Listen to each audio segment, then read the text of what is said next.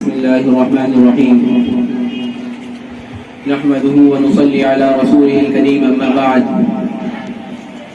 عن أنس بن مالك رضي الله عنه قال قال رسول الله صلى الله عليه وسلم من رغب عن سنتي فليس مني. رواه مسلم. حضرت انس بن مالک رضی اللہ عنہ سے روایت ہے کہ رسول اللہ صلی اللہ علیہ وسلم نے فرمایا جو میری سنت سے اعراض کرے گا یعنی چھوڑے گا وہ ہم میں سے نہیں، یعنی اس کا ہم سے کوئی تعلق نہیں. وعن انس بن مالک رضی اللہ عنہ قال قال رسول اللہ صلی اللہ علیہ وسلم لا يؤمن احدكم حتى اكون احب الیہ من والده وولده والناس اجمعین. رواه البخاری.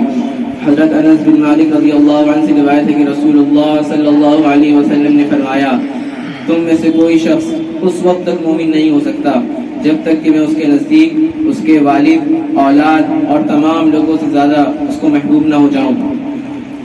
وعن انس بن مالک رضی اللہ عنہ قال قال رسول اللہ صلی اللہ علیہ وسلم ثلاث من كن فيه وجد حلاوة الإيمان أن يكون الله ورسوله أحب إليه مما سواهما وأن يحب المرء لا يحبه إلا لله وأن يكره أن يعود في الكفر كما يكره أن يقذف في النار. متفق عليه.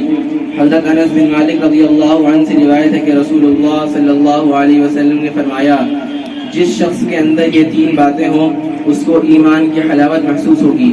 نمبر 1 اللہ اور اس کے رسول تمام چیزوں سے زیادہ محبوب ہوں. نمبر 2 وہ کسی سے محبت کرے تو اللہ کے لیے کرے. نمبر 3 وہ کفر کی طرف لوٹنا اتنا ہی ناپسند کرے جتنا آگ میں ڈالے جانے کو ناپسند کرتا ہے. وعن انس بن مالک رضی اللہ عنہ قال ان اعرابیا قال لرسول اللہ صلی اللہ علیہ وسلم متى الساعة يا رسول الله قال ما اعددت لها قال حب الله ورسوله قال انت مع من احببت. رواه المسلم. حضرت انس بن مالک رضی اللہ عنہ سے روایت ہے کہ ایک اعرابی یعنی بدو نے آپ صلی اللہ علیہ وسلم سے پوچھا کہ قیامت کب آئے گی؟ تو آپ صلی اللہ علیہ وسلم نے فرمایا کہ تم نے اس کے لیے کیا تیاری کی ہے؟ تو اس اعرابی نے کہا اللہ اور اس کے رسول کی محبت. تو جواب میں حضور صلی اللہ علیہ وسلم نے فرمایا تم جس سے محبت کرو گے اسی کے ساتھ ہوگے. وعن ابي سعيد الخدري رضي الله عنه قال قال رسول الله صلى الله عليه وسلم لا تسبوا اصحابي فلو ان احدكم انفق مثل احد ذهبا ما بلغ مد احدهم ولا نصيفه. رواه البخاري. حضرت ابو سعید خدری رضی اللہ عنہ سے روایت ہے کہ رسول اللہ صلی اللہ علیہ وسلم نے فرمایا میرے صحابہ کو برا نہ کہو، تم میں سے کوئی شخص اگر احد پہاڑ کے برابر بھی سونا خرچ کرے تو اس کا ثواب ان کی ایک سیر بھر یا 8 سیر کے ثواب کے برابر بھی نہیں ہو سکتا.